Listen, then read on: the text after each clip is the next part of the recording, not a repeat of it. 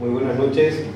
También empezar estas palabras agradeciendo al Instituto Panamericano de Derecho Procesal en la persona del doctor Robert Marcial González Villanueva, una personalidad siempre muy inquieta que lleva a hacer este tipo de eventos y a convocarnos hoy a discutir, a repensar algunas cosas en la medida que se vaya planteando y que nos vayamos pensando en voz alta aquellas cuestiones que las tenemos como asumidas para rectificar rumbos, cambiarlos, ajustarlos o incluso ratificarlos.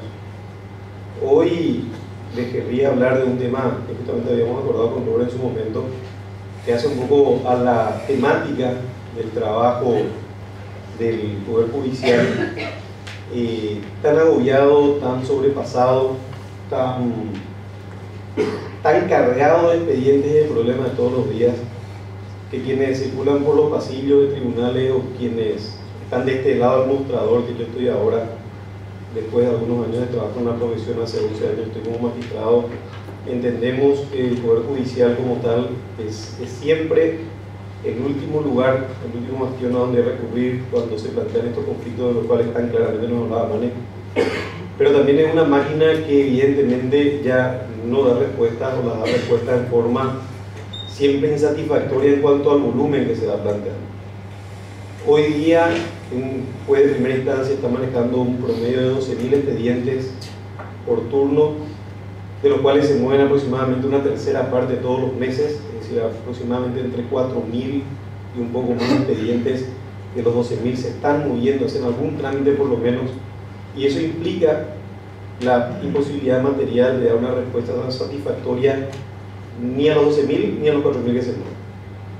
Entonces, la Corte Suprema de Justicia, en una cuestión que no inventó ella, por supuesto, sino que estamos, digamos, adaptando modelos probados en otros países, como una fórmula más de dar respuesta a toda esa cantidad cada vez creciente de conflictos que se judicializan, está poniendo a disposición de la ciudadanía estos métodos alternativos de solución de conflictos que querría empezar con la conclusión, lastimosamente tampoco están siendo solución hoy día para lo que se pensaba en un primer momento, que era la descompresión de esta sobrecarga de trabajo.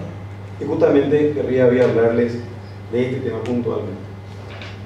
Dentro de los métodos alternativos de resolución de conflictos identificamos varios, dos de ellos que nos atañen directamente, que están en el punto 3 y 4, en el punto 2 y 3, que es el tema de la conciliación y el tema de la mediación. El Poder Judicial tiene constituida toda una dirección, como va a constituir ahora, va a pasar al rango de dirección, un departamento que se dedica a la mediación y tiene implementado un servicio de conciliación a través de varios juzgados de primera instancia acá en la capital, con un resultado muy plausible en cuanto a la cantidad de acuerdos y a la calidad de los acuerdos que se han llegado, pero como les anticipé, muy pobre en cuanto al volumen que se pensaba que podía tener este producto, esta herramienta para descomprimir el trabajo cada vez más sobrecargado de los juzgados en lo civil y comercial. Evidentemente, en la razón de ser del Poder Judicial es dar respuesta a estos conflictos. Es decir, para eso se creó el Poder Judicial, y si bien Man había puesto una concepción bien clara de su posición al respecto de lo que él entiende, su función como jurista y como operador del derecho, hay personas que tenemos una visión un poco distinta, pero al fin y al cabo creo que la solución de conflictos, independientemente de que seamos activistas o garantistas, yo creo que es la gran función del Poder Judicial. Y se justifica un Poder Judicial en la medida que solucione estos conflictos. Evidentemente, como anticipé, el Poder Judicial nuestro no está dando las respuestas adecuadas a esta cantidad de problemas. En un primer momento se tentó una experiencia en 5 juzgados, eran los juzgados del primero, cuarto, noveno, décimo y undécimo. En la época en que intentamos o empezamos a difundir este servicio de conciliación, yo estaba como titular del noveno turno, fue realmente una experiencia muy agradable en el sentido de que le tratamos de dar una visión distinta a los litigantes, de modo tal a mostrarles algunas herramientas nuevas las cuales podían echar mano y las cuales no estaban echando mano, probablemente por algo que voy a comentar al final, este espíritu de litigiosidad que envuelve mucho a los profesionales del derecho al momento de tramitar la solución de un conflicto. Es decir, pasa siempre por lo procesal, pasa siempre por el planteamiento de un proceso y por una sentencia judicial.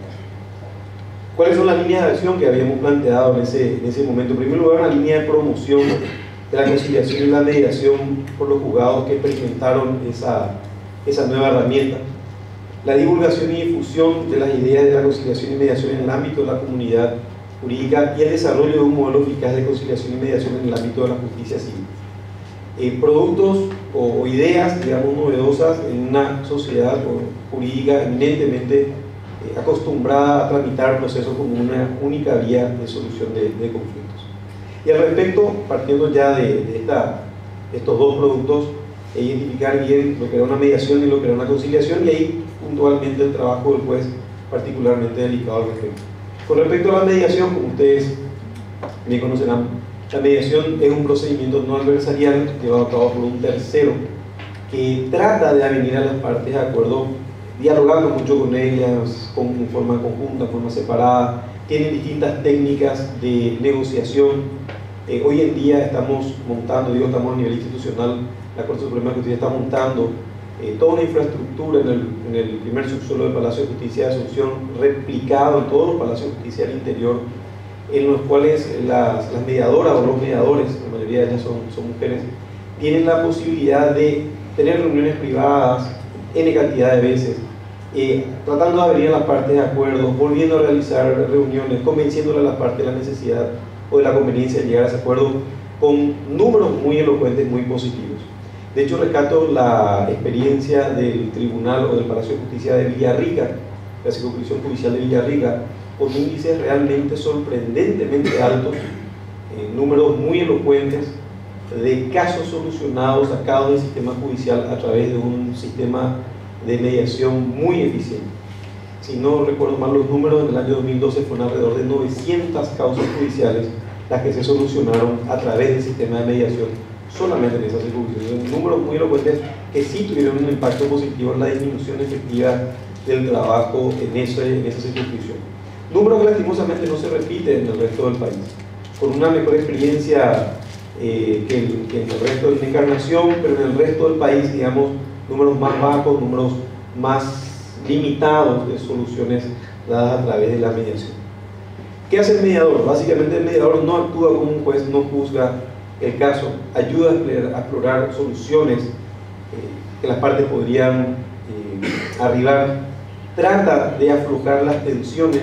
Para ser mediador no precisamente se necesita ser abogado, sino se necesita mucha empatía. Hay muchos psicólogos, muchas psicólogas metidos a trabajar como mediadores con resultados muy positivos en ese sentido, en razón de que tratan de ponerse en el lugar de la contraparte o de simular una situación para tratar de avenir a las partes a un arreglo, y a través de ellas logran que las partes se puedan poner en un punto de acuerdo con respecto al conflicto que les está separando en ese momento. Con respecto a la conciliación, acá la cuestión cambia un poquito porque lo hacemos desde el punto de vista judicial, y ahí tenemos el primer gran problema. El punto de vista de cuán cauto tiene que ser el juez que va a realizar una conciliación, porque el juez que convoca a las partes a una conciliación automáticamente tiene que ser muy cuidadoso de aquello que vaya a decir o aquello que vaya a callar, o incluso las caras que va a poner cuando las partes le van contando el problema. Porque cualquier gesto que realice el juez, cualquier palabra mal dicha, mal interpretada al momento de tratar de conciliar, puede ser entendida por las partes como un indicio de cuál es el sentido que podría llegar a fallar. Entonces, realmente cuesta mucho más ser conciliador, en el sentido de que su misma personalidad va a poder ser después consultada al momento de dictar sentencia a aquello que pudo haber escuchado en esa audiencia de conciliación. Y las partes se muestran mucho más cautas, mucho menos propensas a llegar a un arreglo, porque aquello que puedan decir delante justamente que pueda llegar a fallar el día de mañana, en caso no llegue a arribarse a un arreglo, les hace que eviten muchas veces sentirse libres o hablar con libertad para tratar de adherirse a un acuerdo razonable en ese juicio. Entonces, no es fácil tratar de conciliar a las partes cuando se llega a una instancia de conciliación judicial. Esto lo hacemos en virtud de un artículo, el artículo 15 del Código Procesal Civil, que indica que es un deber del juez, o sea, ya lo establecemos como un imperativo al accionar del juez, procurar en cuanto sea posible, cuando sea compatible con el ejercicio de sus atribuciones, especialmente los juicios referentes a las relaciones de familia, que los litigantes pongan pongan término a sus diferencias mediante avenimiento amigable. A este efecto podrán convocarlo en su presencia en cualquier estado del juicio. Justamente este tema del momento en el cual convocar a las partes generó que con aquellos 4 jueces nos sentemos a discutir, a dialogar cuándo convendría llamarle a una conciliación. Y habíamos tomado la decisión de hacerlo al principio del proceso, es decir, con la primera providencia en todo tipo de juicios, salvo los juicios ejecutivos que por un motivo muy puntual decidimos no incluir. Llamarle a las partes a una audiencia conciliatoria y fijar un día y una hora por si el demandado y el actor se quisieran poner de acuerdo y comparecer al juzgado para tener esta audiencia. Resultó ser que teníamos los cuadernos llenos de audiencia conciliatoria. Nosotros marcábamos siempre a última hora de la mañana, entre 11:30 y 1, pero los resultados eran francamente, digamos, bajísimos, en el sentido de que muy pocas veces las partes vinieron a esa audiencia para ir a mostrar algunos números estadísticos. Dentro de la conciliación, las veces que se pudieron hacer, usamos el contrato de transacción para inducir a las partes, o sea, para que las partes lleguen a hacerse concesiones recíprocas de estas cuestiones litigiosas que le estaban enfrentando en ese momento, lleguen a un acuerdo razonable para poner fin a este proceso en base a este artículo 1495 del Código Civil. ¿Cuáles son las ventajas de la mediación y la conciliación? La doctrina que habla al respecto señala muchísimas ventajas. Al respecto de estas ventajas, la primera de ellas, la parte se siente dueña de la solución y no dueña o parte de un conflicto. Los procedimientos son informales, si no se realizan con una menor cantidad de formalidades. Hay una mayor posibilidad de que la parte sea realmente escuchada fuera del marco formal de una audiencia. Una audiencia, digo, procesal, es más fácil que las partes se escuchen recíprocamente en el marco de una conciliación o de una mediación. Ninguna de las partes se siente excluida al momento de arribar a un arreglo. Una vez que se llega a una solución, tanto en la mediación como en la conciliación, la parte se siente dueña de la solución y facilita muchísimo la ejecución de la sentencia. Cuando se ejecuta una condena, la parte que gana mueve el aparato judicial para coercitivamente hacer cumplir lo resuelto por el juez. Cuando se ejecuta un acuerdo de partes, normalmente se hace incluso fuera del trámite procesal, porque las partes arribaron a un contrato y en la ejecución de ese contrato simplemente ejecutan aquello que han pactado libremente. Entonces la ejecución de aquel acuerdo arribado es muchísimo más fácil, es muchísimo menos violento, consecuentemente es muchísimo menos caro. ¿Por qué conviene conciliar a las partes? Lo fuimos adelantando, pero puntualmente, ¿cuál es la ventaja por el abogado que pone el hombro para llevar estas conciliaciones? Y al respecto querría hacer un breve paréntesis. Cuando las partes concurrían a estas audiencias que se llevaban a cabo en las conciliaciones, habíamos consensuado con los jueces darle las gracias a los abogados que venían, en razón de que si el abogado no es el primer impulsor de un paso conciliatorio, en la conciliación no se produce. Y requiere mucha apertura mental, es decir, el abogado que no está preparado para arribar a un acuerdo, que no tiene la suficiente apertura para acercarse con su contraparte a discutir otros métodos alternativos de solución que no sean forzosamente el proceso y la sentencia, la conciliación no se va a hacer. Entonces, lo primero que le decíamos a las partes, incluso antes de hablar con ellas, era: doctores, colegas, gracias por haber permitido que esta audiencia se realice, porque sabemos que si ustedes no ponían el hombro para que esto salga, esto no iba a salir, independientemente de que después se llegue o no se llegue a un arreglo en definitiva. ¿Y cuál es el beneficio para el abogado de la conciliación? A mí me llama la atención este artículo 26 de nuestra ley de honorarios, que permite establecer en el 75% del valor del juicio la base regulatoria cuando el asunto se haya solucionado por una transacción.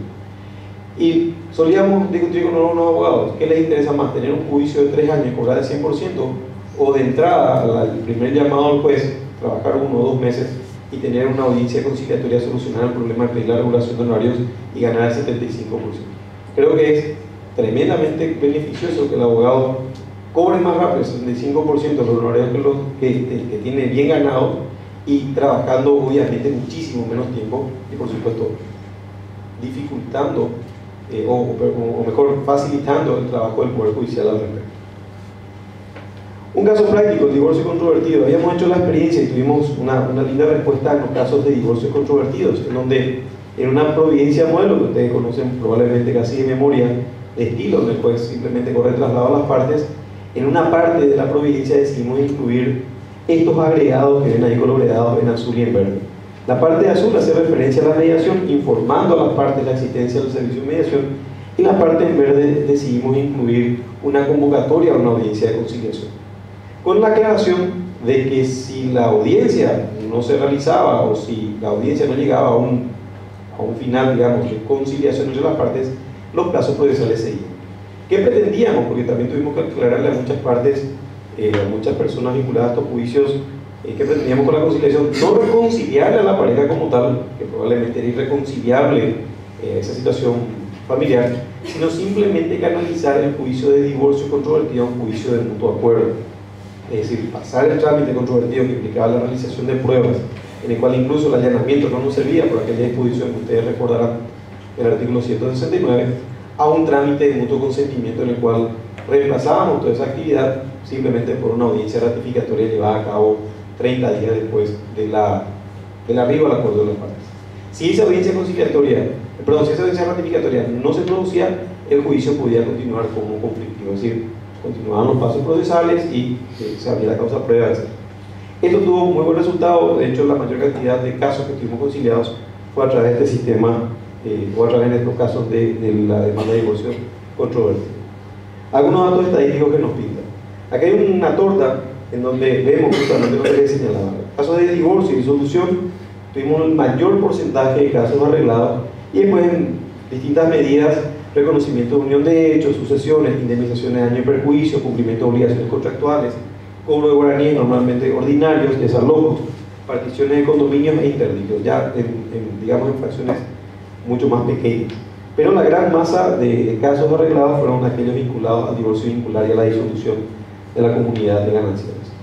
Esta es la torta que a mí más me gusta, en el sentido de que el 86% de los casos que vinieron a las audiencias conciliaron, y un 14% de casos por lo menos una conciliación parcial, sino una conciliación total. Y por la experiencia que tuvimos, las partes, si no llegaban a una conciliación total, no llegaban a ninguna conciliación. Es decir, normalmente o arreglan todo o no arreglan nada. Esta es la torta que a mí más me gusta, como les decía, porque demuestra el éxito de la idea aplicado a casos que llegaron hasta la mesa de negociación. El problema es el siguiente gráfico, es decir, la poca cantidad de juicios que finalmente terminaban conciliando. Estos números son irrelevantes si los comparamos con aquellos 12.000 juicios que un juez de primera instancia atiende todos los días. Lo lindo sería multiplicar estos números por lo menos por 1000, es decir, en vez de tener tan pocos casos, multiplicamos esto por 1000, y ahí sí ya tendría una incidencia en el número global de causas que podrían realmente descomprimir la situación del Poder Judicial, por lo menos acá en Asunción. ¿Cuáles son algunas fortalezas y debilidades de este sistema que habíamos implementado? Fortalezas que nosotros descubrimos como trabajo en equipo, estos 5 juzgados, que entre paréntesis después se fue extendiendo a los demás. Confieso que hoy día no tengo datos precisos de hoy en este momento, porque hace 2 años que se fue de primera instancia y no sé si siguen con la práctica o no, ojalá que sí, pero por lo menos en aquel momento habíamos identificado estas fortalezas. Habíamos unificado criterios y desarrollo de estrategias para la aplicación de la conciliación, simplemente diciendo, bueno, en qué momento le vamos a convocar, cómo le vamos a convocar, incluso qué íbamos a decir en los discursos cuando venían las partes a conciliarnos. Recuerdo que nos habíamos reunido una vez con los jueces y dijimos: ¿cómo nos sentamos en una audiencia de conciliación? Detrás del escritorio, con saco, sin saco. Y particularmente yo decidí hacer una especie de redondel. Yo tenía dos sofás, recuerdo, uno frente a mi escritorio y otro al costado. Entonces, en una de las sillas que solía usar el interlocutor que venía a hablar conmigo, yo le daba la vuelta y me sentaba con ellos como si fuera una reunión en una sala en la casa, en la sala de una casa.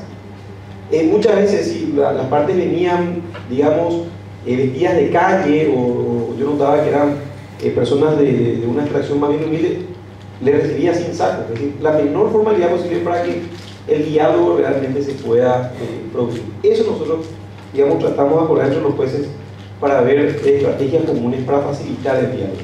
Y recuerdo que visitando un juzgado en Brasilia que tenía estas prácticas conciliatorias, el juzgado laboral, ellos hacían las reuniones en una salita aparte, en donde incluso tenían elementos que a mí me llamaban mucho la atención, pensaba que eran decorativos y así eran para ablandar las tensiones, como fuentecitas de agua o música chilao y compañía, y las partes se sentaban ahí en el lugar, y realmente era un ambiente bastante agradable. La pintura de las paredes era distinta también.